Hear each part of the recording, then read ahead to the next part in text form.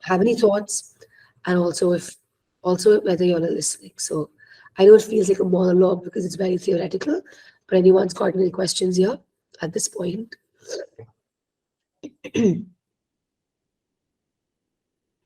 Okay.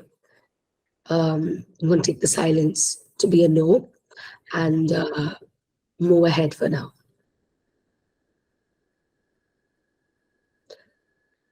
Okay. I'm going to pass this on to Meenakshi now, because y'all are not really engaging, and also theoretical can get boring. So let's do a demonstration of sorts, a quick jam on how a personal statement can be laid out and about the basic framework. Over to you, Meenakshi. Thanks, Glenn. Now that there is silence in the group, I'm going to try and mix it up a bit. And I'm going to call out names.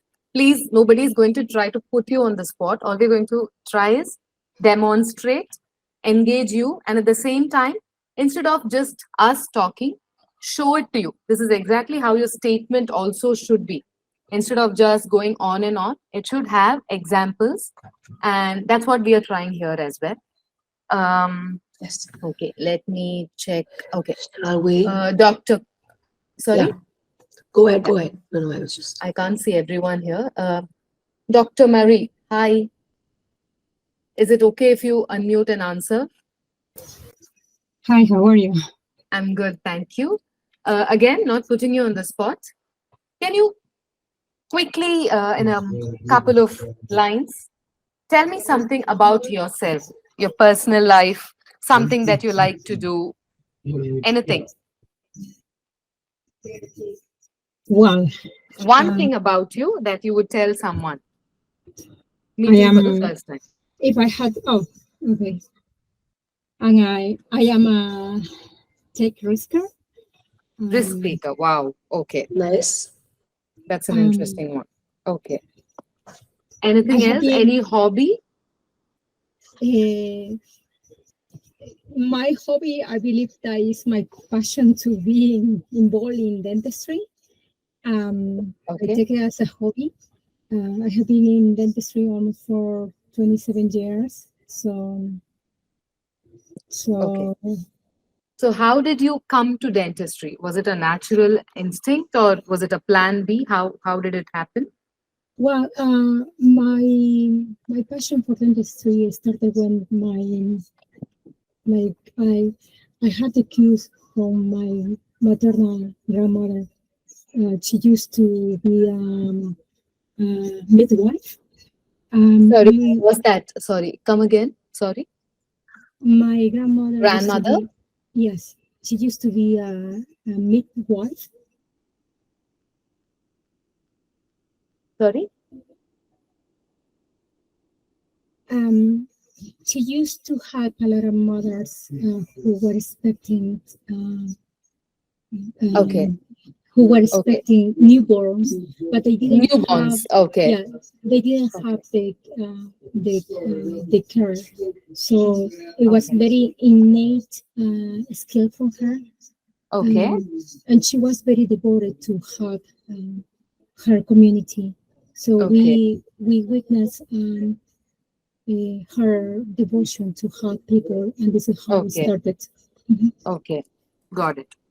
Thanks for that share, for feeling free and trusting us with that story.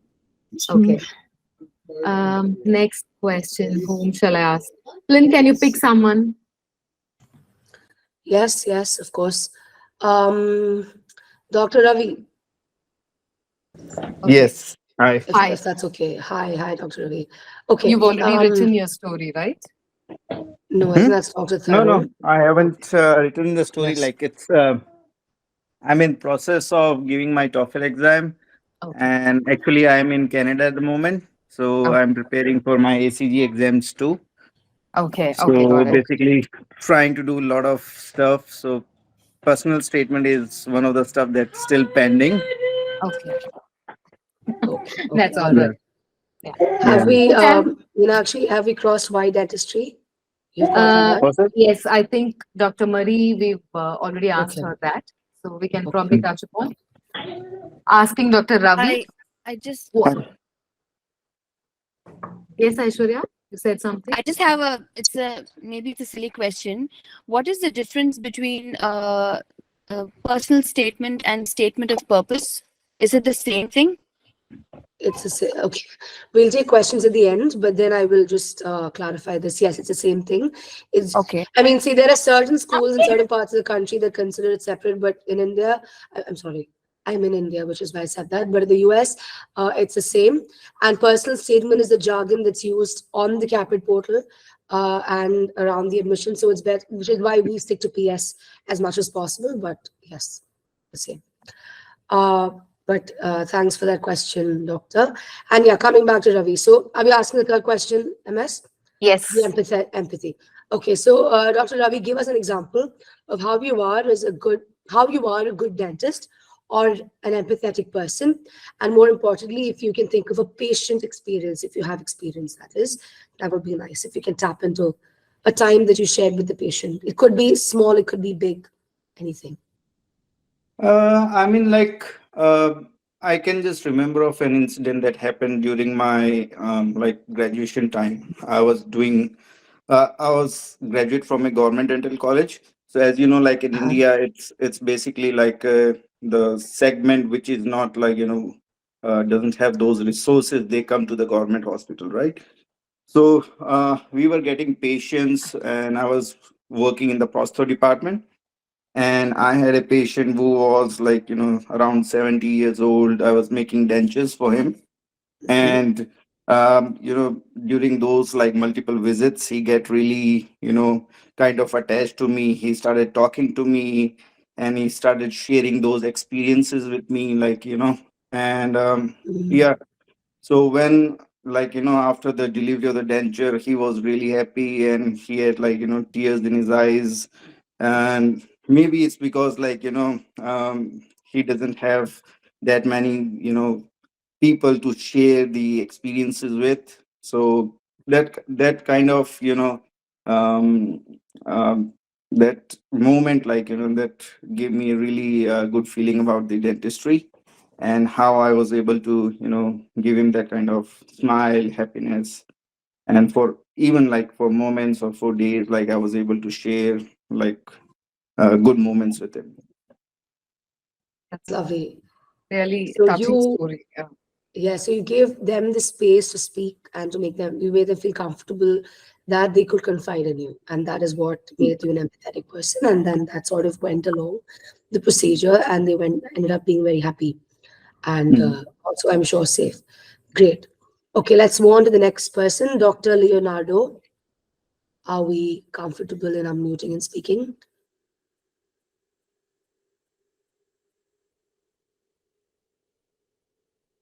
All right.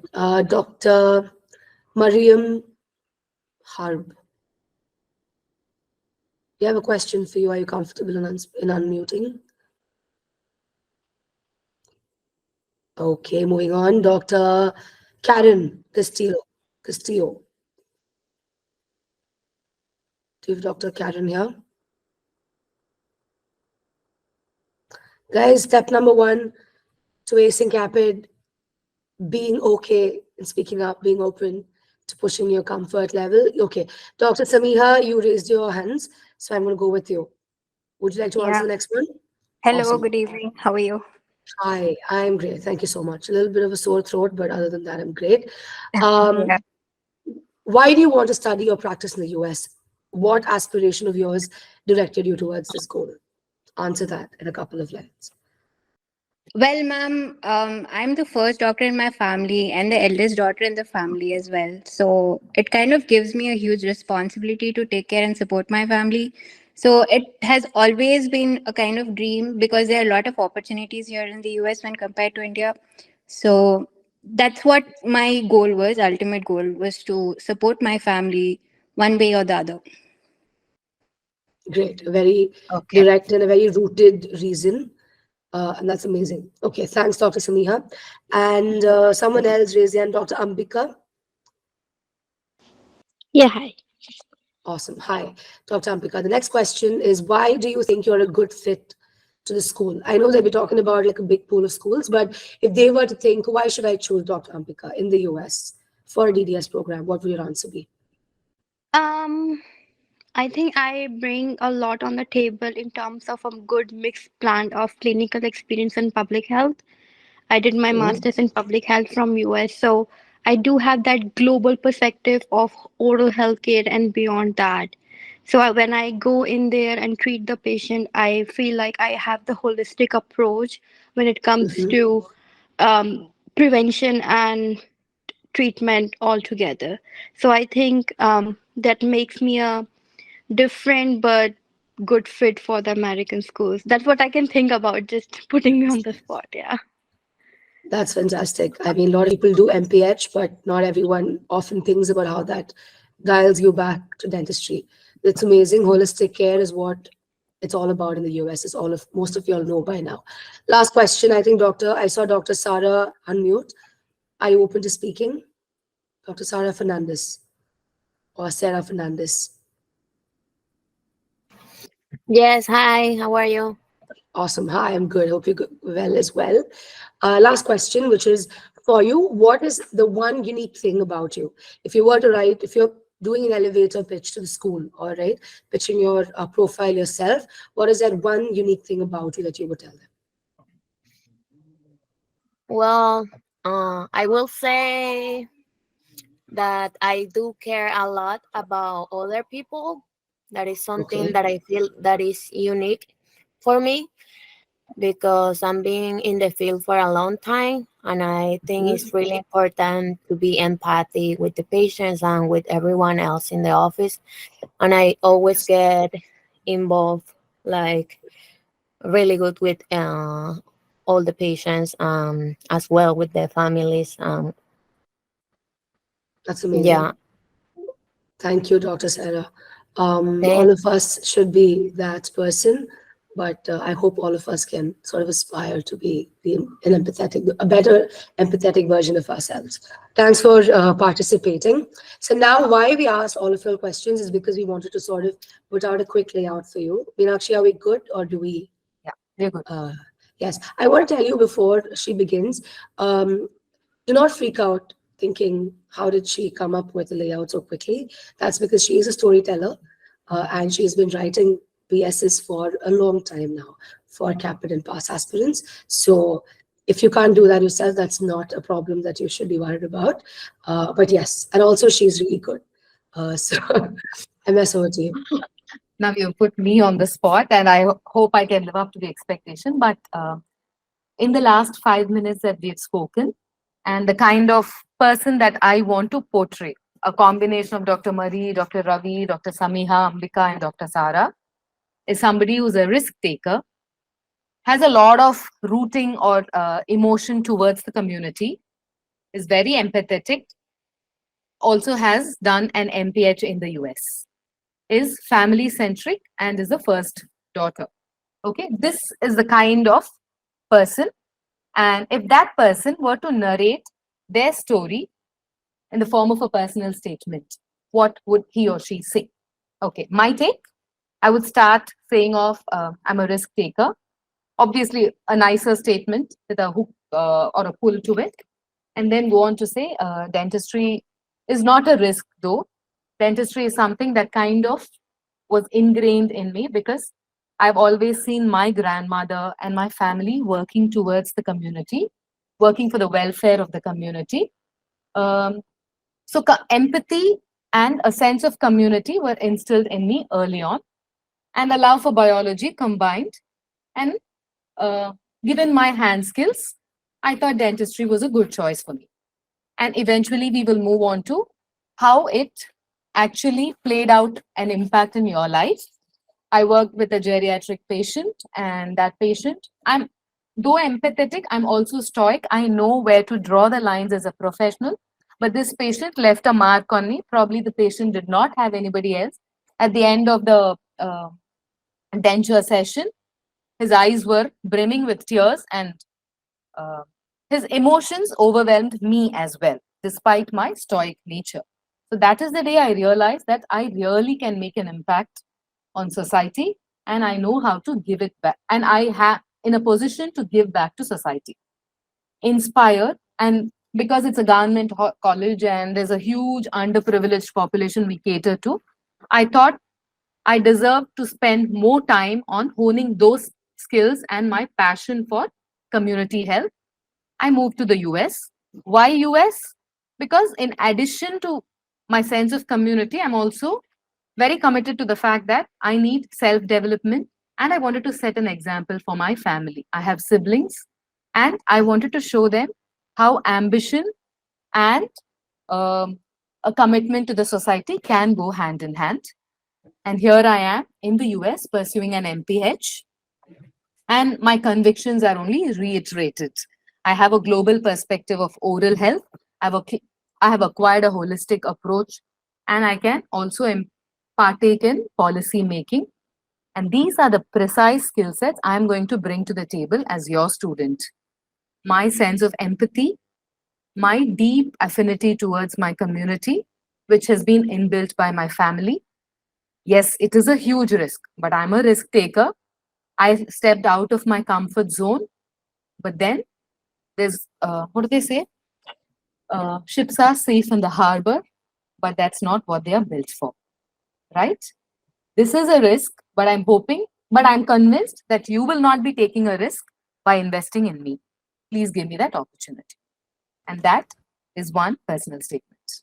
And that's your 5,200 characters.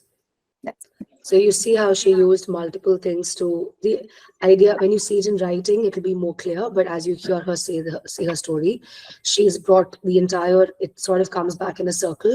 You begin with risk and you end with it. That is the theme of your personal statement. To say that the theme does not always have to be something extravagant or something very colorful. It can also be something very practical, like how you're a risk taker. Dr. Ambika will come back to questions later. So we'll just complete this bit and then we'll take questions. Yes, MS, over to you. Yeah. Dr. Jenny is asking if we can use proverbs in it. Yes, you can. We have even come across statements. For each paragraph, they've come up with one quotation. So creativity is something you can build on. We'll come to it in a bit. But yes, you can use. Okay. So to sum up, you just summarize bits and pieces of your life and bead it together like a string. Now, what beads you choose will also determine the kind of statement you come up with. I hope that was clear. That's all I could manage with five different people's experiences in 5 minutes. I can give you one more example. The best way to go about doing this is creating a storyboard of sorts. It can just be a cork board with notes on it or a big docx. But what we would suggest is make it, record it as and when you think of it. Okay. Now I know my story. I'm going to narrate it to you in a quick 2-minute summary. Okay. I'm applying for the head coach and writer position at Caapid Simplified. How will I write my personal statement? Okay. That's the question. And this is how I would attempt to do it. The most logical thing to do would be to make a chronological or a linear timestamp. I'll start from my childhood. I grew up in a big family, so I knew how to manage people. And I used to look up to my mother. I still do. I look up to my mother. She's a natural storyteller. I was fed on an overdose of mythological stories. So that probably I imbibed. And then when I progressed to school and college, I realized that's the second quadrant for you. We have made 4 quadrants here. My childhood is the first quadrant, your left, I think. I'm a little unsure about right and left still. Sorry. And the second quadrant is how my school and college progressed. I was a student council member, a constant leader, not necessarily because I was a great organizer or a visionary, but because I was a people's person and very empathetic. And then I chose, don't ask me why I didn't choose biology despite my sense of empathy. I'm not good at sciences. I went on to be a finance professional. What it did add to me was an eye for detail, an analytical and meticulous brain probably. Now all put together, who am I? Who have I become? I've become somebody who can narrate stories, can connect to people, and I have an eye for detail. And my hook statement will be, And this is the truth. Don't laugh at me. I am the granddaughter who used to put my grandmother to sleep by narrating stories. That is my hook statement. And I shall summarize it in the last paragraph. Coach and writer. I'm applying for this because I think I'm a good fit. And having narrated enough stories in my life, from my grandmother to my children, I'm now here to narrate and weave stories about applicants. So that is a chronological order of how I have evolved into the person I am today. I hope that made some amount of sense and gave you a lot more clarity. But this is not the only order that you need to adopt. You don't always have to make it like a child growing into an adult and then a professional and then position yourself to who you are right now. Correct, Flynn? What are the Yes. approaches you think we can take? Yeah, so there can be any approach. I like, as a disclaimer, I want to also remind you right here in the center of it that whatever we're telling you are just guidelines, right? There's no hard and fast rule about this. The 5 questions we asked you, however, we would recommend and advise are basic questions that you should ask when you write your personal statement, but get more creative. So this is chronological order. And the second one, another way that we can show you is skill-based. So now this is again, also MS is Meenakshi Subramaniam, if you're wondering Hi. who was MS, PS of MS. So this is basically the portrayal of Meenakshi in a different way. So this is also a storyboard. This is also got 4 quadrants, but we've split the 4 quadrants based on her skills rather than based on her story or her chronology of events. So she's got people skills, right? Because again, the same examples: big family, school, student council, and assistant to business heads, executive assistant to business heads. And the second quadrant is communication skills. Where does it come from? Love for stories, scripting amateur plays, and liaising. Okay. And the third one is analytical skills: finance professional, problem solving, meticulous. Learning skills, the last quadrant, because she pivoted her career right around after so many years of experience in a different field, and she's doing great at it, as you can see. And adapting to a startup culture, because she was working in a corporate sector, but right now she's working in a very small team who's catering to a very niche group of applicants who are applying to school. Now, if you look at it, the stories come sort of from the same place because the person is same, but she's just used a different approach to it. These are 2 examples. You all can, why we did 2 is because just to show you that your own storyboard can be your own way. It can be anyhow. You can choose any parameter or any differentiating factor to decide your quadrants. But the idea of a storyboard is just to tell you that a lot of your stories are there in your mind. It's all there somewhere, but you have to sit down, ask yourself questions, and get it out. And this is the first step of not just your PS writing, of your entire CAAPID application. Because in this next 12 months, you will be asked to write supplemental answers, which will get deeper into you than you think it would, and rather it should get deeper into you. And the last bit of this would be an interview. And an interview is very much personal rather than dental. And the day you believe that, and the day you accept the fact that this sort of brainstorming with yourself is what will help your interview and not a dental recap, is when you will really get into the right track. So this exercise was in fact done by our co-founders, Dr. Nourah and Karthik, when they sort of penned Dr. Nourah's statement together. And this worked for them, which is why we thought we'll sort of give you one. But there are multiple tools that you can use, but pick something and work on it is what is key.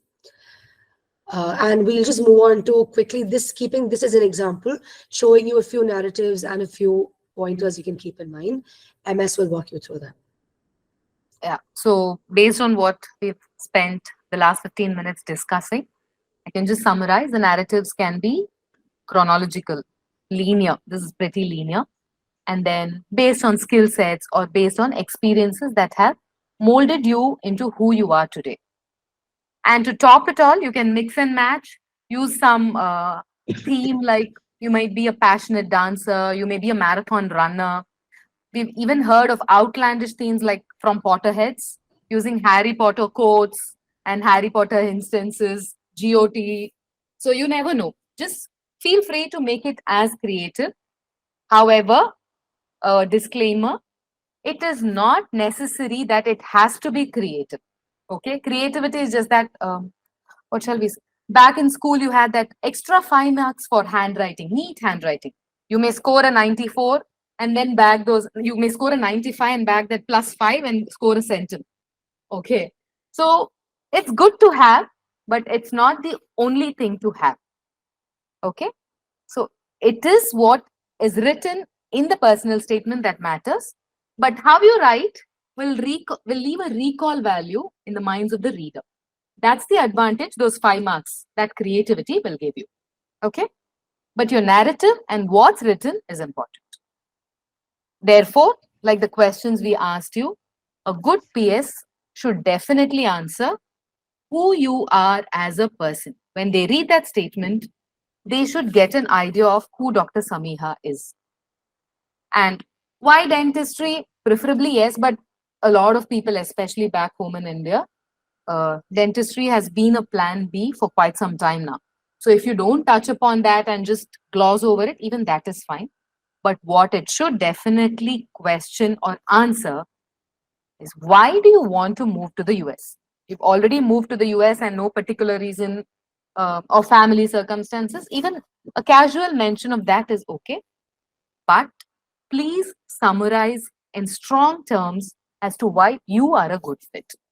And that is your clincher. Yes. And just to add on to what Emma said, a lot of you all have this worry, just like how you have a worry that dentistry was your plan B. So what do you write, right? Similarly, a lot of you all have worry that I came to the US because my family was here, or maybe my spouse was here. It's not really, catchy, or it's not really Ambitious. grounded.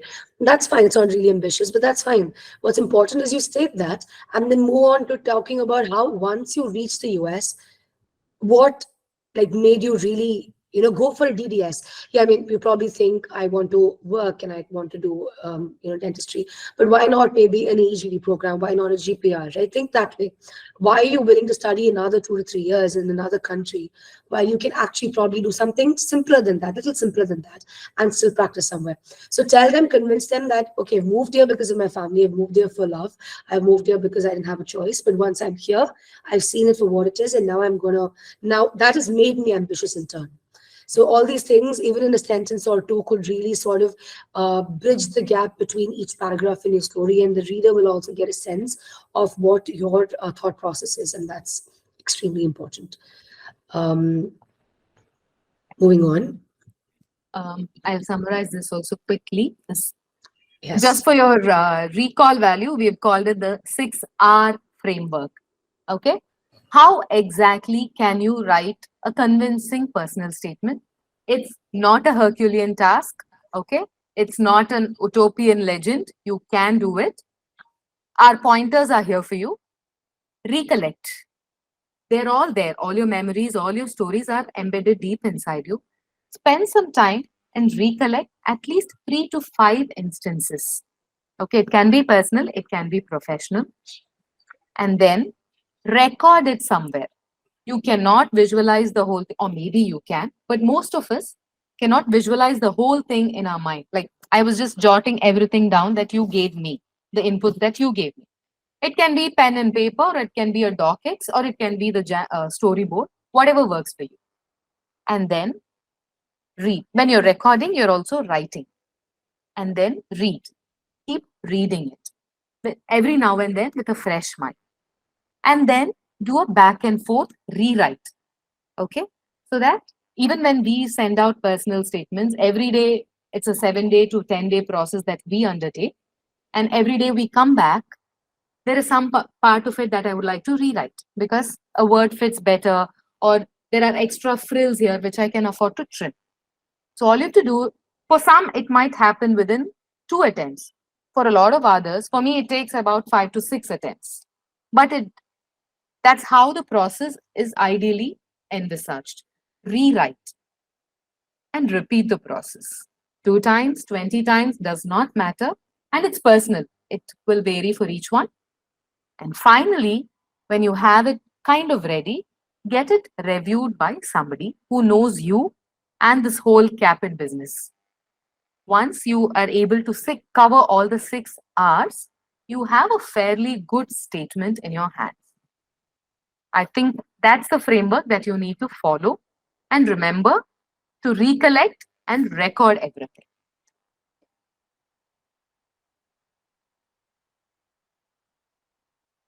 Okay, so I think after all this dialogue of 20 minutes, by now you yourself know what are the do's and don'ts we are going to suggest for you. So I'll just breeze through it.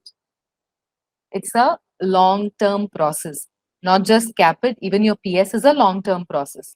It can take you anywhere from between 1 week to 5 weeks. So please spend that time, plan accordingly, and make it a genuine representation of yourself. You don't have to use language that is not something you usually use. If you're not a Potterhead, please don't go for a Harry Potter inspired theme. And the most important thing that Flynn and I always tell our applicants is quote experiences. Instead of just going on and on, giving text, give examples and an inference. Show an incident, show an inference. It's easier for them to understand who you are or what you're arriving at. And it's also a recall value. It's like getting a celebrity to endorse your product. It's the same toothpaste, but when Dhoni sells it or Virat Kohli sells it, it has more weightage, right? That's exactly what we're doing. And the most basic thing, you might even laugh if I'm saying this, check for errors. You go on and on about saying you're a meticulous person, and if your personal statement is riddled with red Grammarly lines, that's a definite turn-off. So please make use of Grammarly or whatever basic, even a basic grammar check should stand you in good stead. And Flynn, I've been speaking for too long. Do you want to cover Yes, the yes, don'ts? I'll wrap this up. So the don'ts are also quite straightforward. Don't rush it. Nothing, when you rush anything, it doesn't really help you or the person reading it. Room for errors increase if you rush through anything. So don't do this last minute. This is not a document that needs 1 minute of your time. It's a document that needs more of your time. And it's your own story, so do justice to it, right? Second one, recycling a friend's essay. Just don't do that, because you are a unique person, just like your thumbprint, like your DNA, and that has to be reflected in the story, right? It just does not. I know, again, to a lot of you, it might sound silly. Why is she even saying this? But there are people who do this. We have come across people who do this, but recycling a personal statement is not good for you. And see, for example, we as a service provider, right? We help people to rewrite their statements. We do that with a detailed questionnaire. We do that with a 45-minute to 1 hour video call for the writer to understand the person more, and then we begin writing. Imagine how much easier it would be for us to write using templates, but we don't do that because that just doesn't do justice to your personal statement. If we, a third party, can do that for you, you definitely have to do more than that for your own personal statement. So find out your custom-made story and then rewrite it. Do not take anything from ChatGPT. Is a big no. Please do not do that. Maybe get pointers from that, but they will see through it. Thing is, we are professional storytellers, and some of us call ourselves professional writers as well.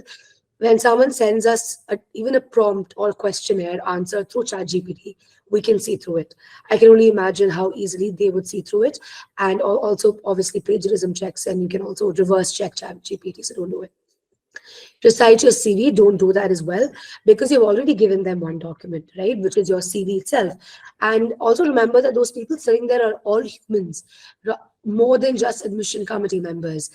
I hire people, okay, and I don't want to read through a CV. I do not find it interesting at all, but I do it because I have to. So I would do it one time. But when I read MS's personal statement for her, like when she's applying to be a head coach with us, would I want to read another statement which reads like a CV? I would not, because I would be bored. I would probably toss that. So please remember that reciting your CV is not good. This is your chance to sort of make a mark, fly with the wind, tell them who you are, and just really use that chance to sort of grab it and don't let it go and make a good impression. And lastly, don't exaggerate. When I say don't exaggerate, I mean don't talk about things that you don't know. Like she said, right? Don't use analogies you don't relate to. For example, don't talk about skills in your CV that you don't have. Reminds us of the Friends episode where Joey sort of refers to, I think, him knowing French and then having to learn French in retrospect. Yeah. I don't know if you are still millennials quoting Friends. I don't know how many of you all watch and follow, but that is something you should not do because, and again, you will think, why is Flynn saying this? Who does this? People do this. So don't do this. Remember what you're talking about. Remember that till the interview, you should really present a very innate image of yourself. And for that, exaggerating will not help. These are the do's and don'ts in order to give them a good personal statement. Is a perfect personal statement possible? The answer from our side is yes. The only problem or the only thing that you have to do is just redefine perfect. Perfect does not mean it has to be at par with another person's statement. It just means it has to be of good quality. The amount of hard work and homework that has to go into it should go into it, and that you've presented your story in a good way. And if you're still going to ask us, Flynn, Meenakshi, how do we write a good personal statement? Then we would understand that the last 45 minutes is completely futile. So I hope that you don't have that question anymore and that you've gotten at least a few pointers to go ahead and write your own statement. Thank you for listening to us. This was a little bit of a monologue because this is more theoretical and we wanted to sort of, convey across our thought process. But right here, right now, we'll open the forum for questions and you guys can unmute and ask us. And as you do that, we'll just see if anyone's, Dr. Ginny has asked a question, MS has answered. Do you review it for once or until we make the best of it? Sorry, can you come again? Do you review it for once in the sense? The 6-hour The framework. Caapid Simplified will review it, or do you review it? Or will you review it 6 times? You can unmute and speak, Dr. Ginny. Just make your question a bit clear. Yeah. I meant, do you review it for only one time or until we make it up to the mark as we need to edit it like multiple times, right? So until we make it the correct one. Are you asking about a general writer writing their own story or Caapid Simplified? Caapid Simplified from your service. Okay, so once you sign up, we already have a questionnaire. We have a, if and when you do, our process involves a detailed 1.5 hour discussion plus a questionnaire. See, it's a creative process. You're delegating it to us. So you'll have to take that leap of faith and trust us. We will do review once after we send you the first draft. Basic changes like flow, the incident that has been included or excluded, those kind of incidents we can work around. Changes to language, flow, grammar and all that. Major rewrites we do not encourage because there is no limit to the number of rewrites you can do to writing, especially when 2 different people are writing. It's your story, I'm going to write it.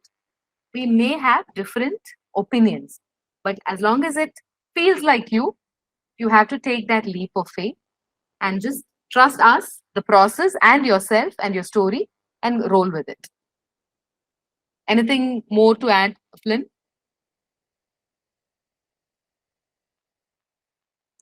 Dr. Snigdha is asking, she has setbacks in her profile. Can you use failure as a theme for my PS? Of course, we can use anything as a theme. Even failure, instead of failure, we will call it perseverance, persistence, or determination, or bouncing back, things like that, just to give it a positive undertone. It's not risky to mention failures. We call them setbacks, but it's a fine line, how many is too many? That is also a question to be considered.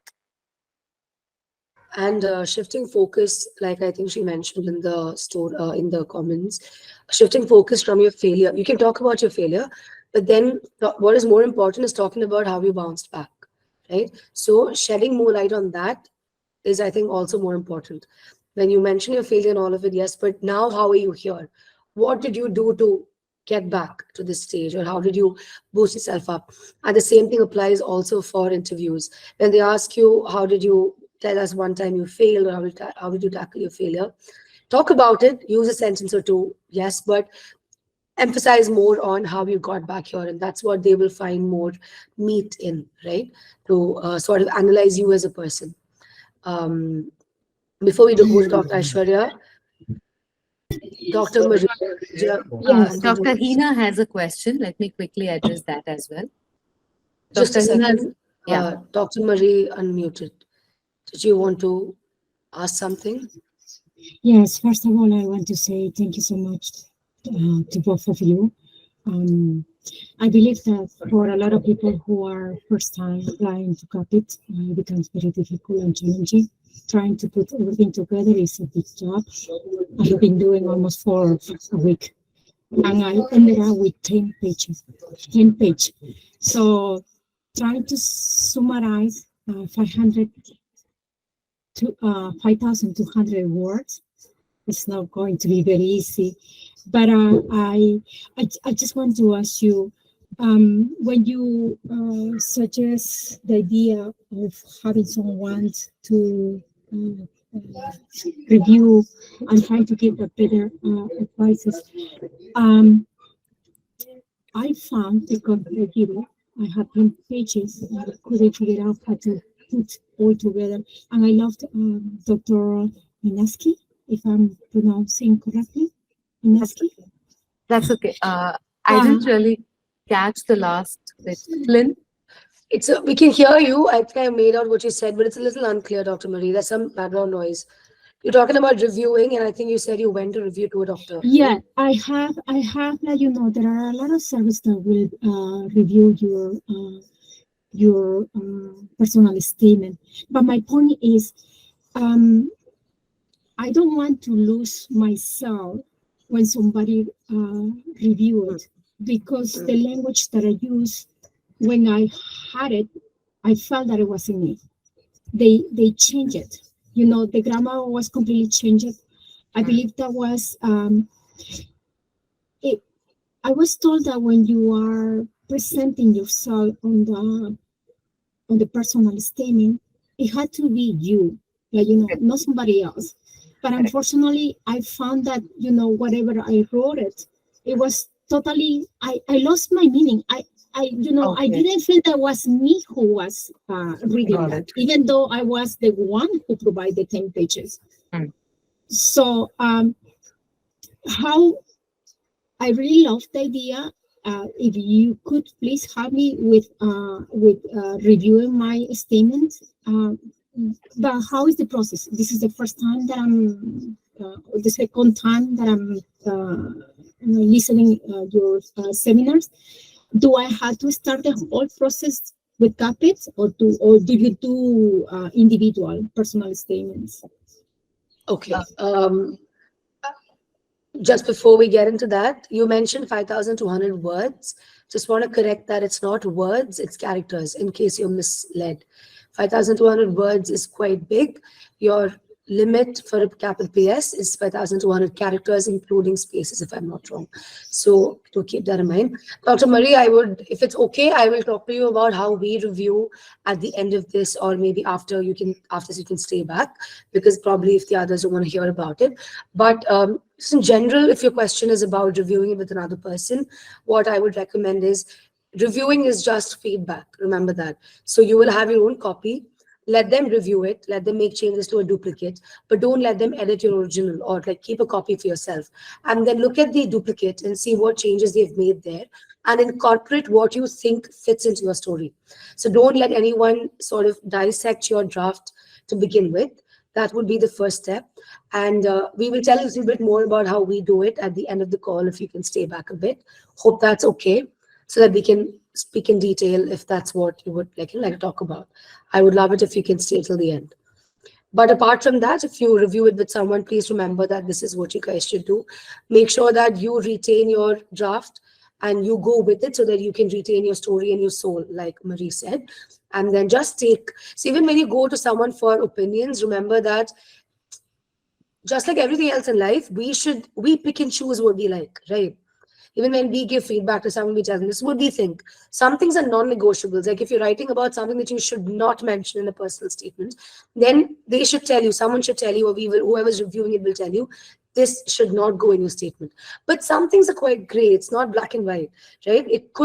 Adding something could elevate your statement, but maybe you don't want to add that. Maybe you want to add a B while someone else recommends an A. So when you get a review, sit down with the review as well and pick and choose what you think fits for you, and then adopt that, and then maybe skip a few. So have the discretion also when you review your feedback is also something I think you all should keep in mind. I think MS is answering questions meanwhile. Dr. Krisha, Dr. Hitesh, yes, MS, you can go ahead. Sorry, Dr. Hina was asking, after we get all the Yes. points, do you have some advice on how to put it in a good flow and improvise on the story writing part? Okay, there is no clear-cut formula for this, but like we said, having a Jamboard where you make a list of all the things that you've gathered or written, and then you write, you reread. This is the only process that can help you establish a flow. When you read it, you will eventually arrive at that flow. As to how to improvise the story writing part, try and make it a little more personal. Personal in the sense, I'm not saying it should talk about your family. Those are the only things it should talk about. I'm saying even a patient experience, a clinical experience, for instance, there are 100 technical jargons that you will use. But half the time, the people who read your statement are not going to be able to understand or remember all of that, and they'll get weighed down by it. So tone it down without losing the focus on your clinical competence, but tone it down and also add a degree of how it made you feel or the patient feel, or what was the end result, not just the technical terms for a process or a procedure or the technology that you employed. So that's how you can improvise on the story writing part. I hope that gave some bit of insight. Moving, Yeah. anything? Just want to add one thing to that. A way to use others, your friends and your family and your colleagues, is not just a review. You can also use them in the beginning stage of your process. Once you put together a storyboard or whatever you do, go and talk to a friend of yours. Maybe another person that you know might have a flair for this more than you, right? They probably, as your friend or as your well-wisher, could look at your story and connect the dots for you. So always, that's also something you can do, right? You can go and seek the help. If you don't want to come to a, if you don't want to invest for that or pay money for it, don't do it. Just go to a friend, go to someone who knows you, go to a colleague, and then tell them, this is what I see in my life. How would you connect it for me? That could also be a way of sort of crowdsourcing inspiration. But remember that if you're doing all of this, start the process already. Like begin in Jan, begin earlier, begin today. Don't wait for a longer time, because this will take more time for you to crowdsource opinions, for you to work on it on yourself, and then get a final statement. Yes, MS. Dr. Satya. Yeah, I think I've answered that. Satya, I've written. He or she has talked about hobbies, correct? Ideally, yes. And especially if your hobby has something directly proportional to the effect it has on dentistry, like crocheting, knitting, all these are very hand dexterous, right? So how these have contributed to your dental skills, or as a sports person, that a team player attitude, the team spirit, as a leader, as a dance leader, as a Bharatanatyam dancer, the years of perseverance that you've put in, all these things can be weaved into your story. Okay, we've even had gardeners who, like, how they've invested and literally seen the fruits and flowers of their labor. They've literally seen the effects of their handiwork. So things like these, there are subtle instances you can keep on adding. And these will not involve too much of, creative juices, but you can still make your statement stand up. Dr. Ginny, I hope what MS said right now answers the question as to how do we need to put our achievements as a dentist in PS, as you mentioned in resume, not as you mentioned there in different ways, but you can mention it. Remember, all your achievements need not be there. Whichever adds to the flow of your statement, which one you think they should really know. Imagine you have something that is really unique in your achievement section, which you really want them to know, put it in your statement. But don't really talk about it in a way that in 2022, I was awarded this. And the next line is, then 2 years later, I was awarded this outstanding student. No, bring it into the story, bring it into your flow of characters. Aishwarya, when we... One more thing to add to it. pick and choose your achievements. Like, just to add to what she said, we may have 5, we may have 10, but we have only 5,200 characters, and you have to talk about other things. So 3 incidents, any 3 incidents in your life, power of 3, Karthik likes to call it, is a winning combination. Maybe a little more, a little less, one more, one lesser is okay. But more than that, your statement will become too crowded. It'll be like too much packed in. And it's not going to look or sound aesthetic. Sorry, Flint, you were reading out a question. No, yes, the last one. I think Aishwarya had a question. When we quote an experience, I find that I take up many characters. So should I limit the number of experience or should I shorten the experience? What do you suggest? Okay, this is actually a continuation of the previous answer. Pick and choose. We have close to 25, 26 years of experience ranging from childhood to current volunteering or assisting in the US. So pick and choose what made you who you are and what will make the committee think highly of you. For instance, when I was presenting my PS, my hook statement was the granddaughter who narrated stories to her grandmother. If they are interested, let them come back. They'll call you for an interview, and during the interview, let them ask you or probe further. So make it as concise as possible without losing the essence. So the granddaughter who narrated stories to her grandmother is not explanative. It's not fully explanatory, but it still is a catchy statement for them. So number of experiences, let's limit it to 3, maximum of 4 if your life is rich with such experiences, and a paragraph to each, so that you will have ample space to talk about other things, summarize, and present yourself as a good fit. So accordingly, you can work the number of words or the number of the amount of time and space you should devote to that experience. Are there any words in an SOP that the admission committee are tired of hearing again? It's very interesting question. In its literal sense, no, I don't. At least I haven't heard of this, and I don't think there's anything of that to say. When you say that question, when you ask us that question, what comes to my mind is that cliches. If you write something, there are people who say that when you begin your personal statement, you write about why dentistry in the first paragraph itself. It's a cliche, but I personally feel like it's not that black and white. If you want to write that, that's fine. If you don't want to write it, that's okay as well. As long as you don't prolong the same thing through and through, right? Imagine you talk about why dentistry for 3 paragraphs, right? Or 2 paragraphs. That is something that I think they are tired of hearing. And I say this because I remember, I forgot this doctor's name, but she's a part of the Colorado faculty. She had come for CAAPID Fair in 2020. We are in force 21 or 2, I think. And she was talking about how repetition is something that really gets to them as readers of your statement, of your application. So, and she specifically said this, I remember. 2 things she said is, one, talking about the same thing in more than 1 paragraph in your statement and using up so much of word space or character space for the same thing can be a little, also it's a turn off even for you as a reader, right? Anyone. That's the thought. And second thing is, she mentioned what you write already in your personal statement or your CV, don't write that in your CAAPID application in that additional comment section. I know it's not about PS, but it just came to my mind, so I'm telling you all. So like, if you've written that on your CV already, then why write that in the additional comments? So anyway, so repetition is something that I think, and dragged out concepts is something that they don't really entertain, just because again they're humans. Apart from that, I haven't heard anything of this sort, Dr. Aishwarya, but great question. If I come across something, then we shall definitely pass that on to you. Dr. Supriya, just gonna shelf that question for now because we're already over time. We can take this up in the next drill, which is an FAQ drill.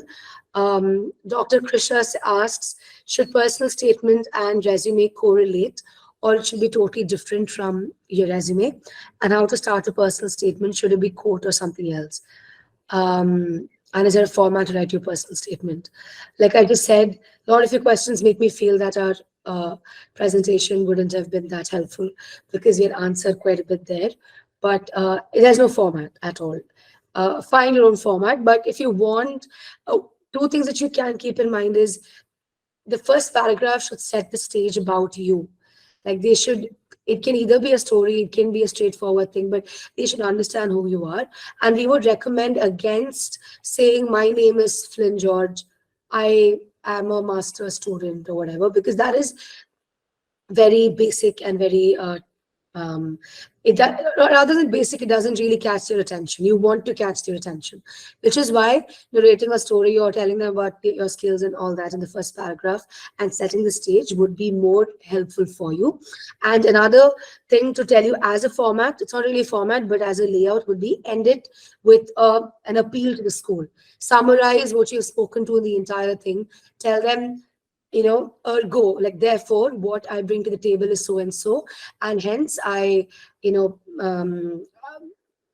please consider my application or something like that. So appeal to them in the end and then wrap up your personal statement. That is not really a format, but something that you can follow to just get a framework. And then maybe assign a theme to each of your paragraphs, Dr. Krisha, and then you'll be able to sort of navigate through your stories. Hope that helps. Is Dr. Tarun asks, yes, we do have a review service. Okay, now since we're at the end of it, we'll just briefly speak about our review for just a quick few seconds because a lot of people asked about it. What our review service entails is you send us your essay and we will take 2 to 3 working days to sort of go through your essay, and we will give you a review in terms of a written review via email or WhatsApp, however we're talking, mostly email. What we will do is we will scan through your essay, we will tell you what has worked, what should not be there in your statement, what has to be changed, the non-negotiables, and the gray area where things could be changed for the better. We will give you some recommendations. Personally, we feel like maybe this area could have been written this way. So there'll be 2 or 3 suggestions from our end, like how MS just gave out a layout to you. When we read it, something will come to our mind as from the way we think about it. So we will give you a few recommendations and suggestions as to how a few things could be changed. Again, like I said, pick and choose according to your discretion and make changes, but pay more attention to when we say do not do this in your statement. Remove this completely. So these are 3 kinds of reviews we give. That's what you will find in the review. And that's pretty much it. After which, if you feel like you think you cannot make those reviews yourself and you want to work with us, then you can reach out to us and we can help you in rewriting. That is where what MS said comes into the picture. You fill in a questionnaire and then you will sit on a call with us for 45 minutes or 1 hour, and then the rewriting begins by the writer. But more on that, if you would like to know more, please reach out to us and we can talk to you more about it. And just one last person. We're going to take one question from Dr. Samiha, and this will be a wrap up. Please email us or reach out to us if you have any more questions, and we'll try our best to answer. Dr. Samiha, your hands are raised. I know, I'm sorry it's the last end, but I think I have 2 questions. I actually wanted to ask you that I have a backlog, which is in a practical examination, which happened due to some misunderstanding with the HOD Department of General Medicine. So if they ask, how do we kind of portray this if they ask, or do we have to You mean put it? interview? When you say if they ask you in an interview. Okay, that's not really part of a PS drill, but since you asked, I'll Yeah, just but quickly yeah, is address.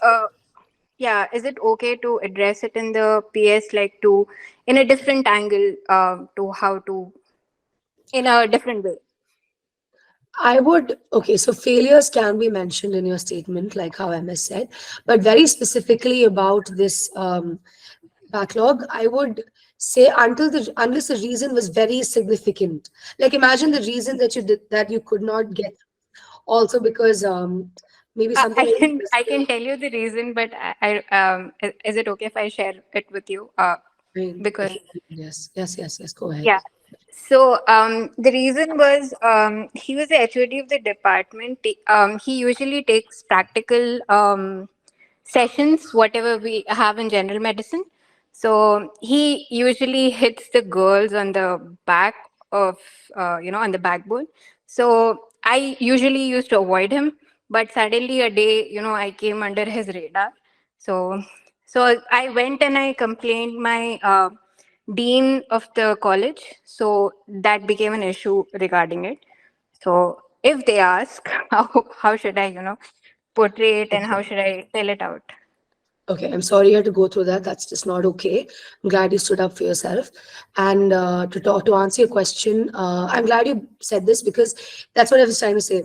Now, this to me, I don't know you, Dr. Samiha, but I'm just going to say for someone who stood up uh, for against something that the faculty was doing, I think that also talks a little bit about your character and about your personality trait and about how you try to at least do the right, I wouldn't say the right thing, but at least try to stand Stand up up for for yourself. yourself. Yes, and Yes. not be a pushover. Now, for someone who could not do that, it's not their fault, but some people can't really because it's a lot to encounter, a lot to Yes. confront, but you could. Yes. So it sort of talks about your strength as a person as well. So if I'm right about it, then it Mhm. makes sense for you to bring that into your statement. Because somewhere you don't have to, again, let that not be the ornament of your statement, right? Let Right. that be brought in somewhere. And when you, or rather, in a paragraph where you talk about your strength, this can be a line or or two lines saying Okay. that um, there were I'm just saying in very like layman terms just to give you an Mhm. idea. I've always Mhm. been a strong person from uh, taking a Standing up decision to again. move to the US. Yeah, but something very maybe small as, or maybe something that seems to be very regular, like moving to a new country with my family, but Yes. also to something like standing up for myself back in the days when I was just a bachelor student, and which was really testing times, but I stood up for myself, and that really tested my strength, and it made me a better person, or I really came out as a stronger person, and then tell them about the backlog. I don't know if I'm Right. doing conveying it the best way, but what I'm trying to say is tell them that this has happened. I stood up for myself, and because of this, I had to face a backlog. But even then, I did not like deter, or I sort of went with it. So Right. that you could do, but let that not necessarily be the entire focus light of your statement if you're Right. uncomfortable with it. But Right. if you're comfortable in sharing your story, which I think you might be because you did talk about it now, then you can definitely uh, bring it up in your statement. Just put focus on what should the recommender understand from your Mhm. story. Right. The recommender, I'm sorry, not recommender. What should the admissions committee understand? The admissions committee should not understand that your dean or your professor was an indecent person. Yes, they should understand that, but that is not their takeaway.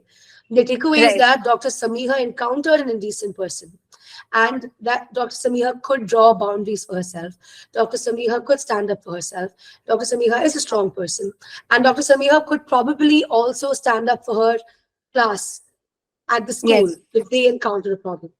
So Mhm. this is what you should sort of throw light on. Okay. Right.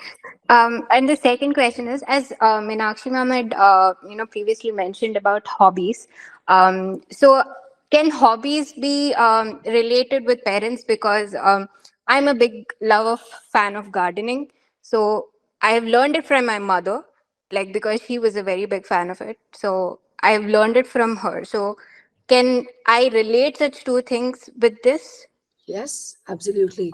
My mom loves gardening too, but random information. But yes, like I said, Dr. Rashmika, the example I gave, I don't know if you were there in the first few slides. She wrote her statement drawing on her mother's experience. And even her personal statement was recalled. She shared this with us.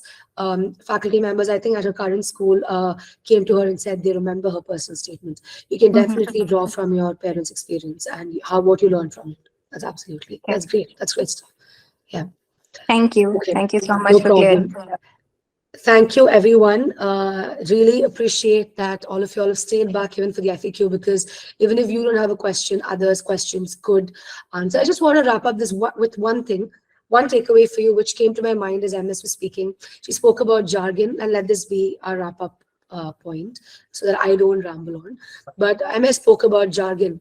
So like she said, you can use jargon, but also try to use more story and more emotion rather than that, because CV is for jargon, while your Personal statement is more statement. about personal experiences. But also something you should keep in mind is relevance. So this is something that you should remember throughout your application. And as an example, I can tell you something Caapid Simplified we did today that we shouldn't have. For example, we mentioned Bharatanatyam today, and we mentioned Virat Kohli, and we mentioned MS Dhoni. But that is a very East Asian, those are Asian examples. Those are Indian examples, but we also have non-Indians and non-Asians in this call. But we didn't really take the time to tell you guys that who MS Dhoni is, or who Virat Kohli is, or what Bharatanatyam is. So MS Dhoni and Virat Kohli are really famous Indian cricketers who represent the national team. And Bharatanatyam is one of our classical dance forms in India from the southern state of Tamil Nadu. So now why I'm saying this, because we should have done that. So sorry to the non-Indian crowd. But Yeah, sorry. this is also an example that you should remember for your statement. The moment you mention something that has a very national significance or a very regional significance or local significance in your country or in your locality, please tell them what it is, right? Just use a three. So if I'm writing my statement, I in fact was a Bharatanatyam dancer back in school, back in my childhood. So I can, if I'm writing back from my, back in my school, I was also a Bharatanatyam dancer, a comma, right? A Southern classical Indian dance form, comma. Let those 5 words go from your 5,200 character space. Don't make a reader go Google what Bharatanatyam is, because they might not do it. And then that essence of your story goes, or rather you don't want them to do it. You want them to read that it's a Southern classical Indian dance form and then be curious enough to know to go and Google it, right? So remember that relevance is extremely important. And these minor things like relevance, being very open about someone's gender, someone's sexual preference, all these things, and being open to turning on your camera on a call like this and showing initiative, all these things will help you guys. It's not really personal statement related, but to really set yourself apart in the American audience, because they really want to see who will get up there and get things done, and who will immerse themselves with the crowd and with the class, who will be a very engaging, collaborative person. Schools like USC, Southern California, have problem-based learning interviews, and they do that to know how do you all engage, how do you all really get out of your comfort zone and help each other out and engage and be a part of the fabric of the school. So why I'm saying this, because showing them this begins with your statement, but also do self-development, because that's what it takes to be in the US, unfortunately or fortunately. If you're wondering, do I have to change my entire character just to go get admissions in another country? You don't have to, but you might have to change a little bit of your flair, because that's what the country demands. And also, if you want to make it easier for you to do it, remember that these are things that are good for you. Self-development in a way that it will help you to create a practice in the US, will help you to gain more networking. So let that begin with your statement and sort of reflect that step by step in every layer of your application, which will end in your interview and then in you getting into school. And that's the best part of it. It'll take some time. It could take some time, but all of you guys will make it. And it will be a dream that is definitely doable. Good luck to all of you. And it was really engaging. MS and I was not sure if a lot of you all would really speak up and be a part of this, but we're glad that you did. If you have any feedback as to how this presentation could have been better, please email. I think MS has sent you the email ID. Have you, MS? I sent him only the blog. Okay, so we'll also send you the email ID. Please write to us, because we've been doing this for a while, but we are trying to perfect it and make it better for you all. And if you need anything else in terms of service as well, reach out to us. And one more free resource that you can get is a blog that MS has written on our website, which is shared here. I'm not endorsing the blog just because we wrote it, but it really is very informative. It has examples. It is very comprehensive, and MS has really put out her experience of writing statements into it. It could help you a lot to just write it yourself. And that's really for us also, even though we are a service organization that helps out, when someone calls us, we try to pivot you all to writing it yourself, because that is your best option. But if you can't, then of course reach out to people that can help you. Good luck.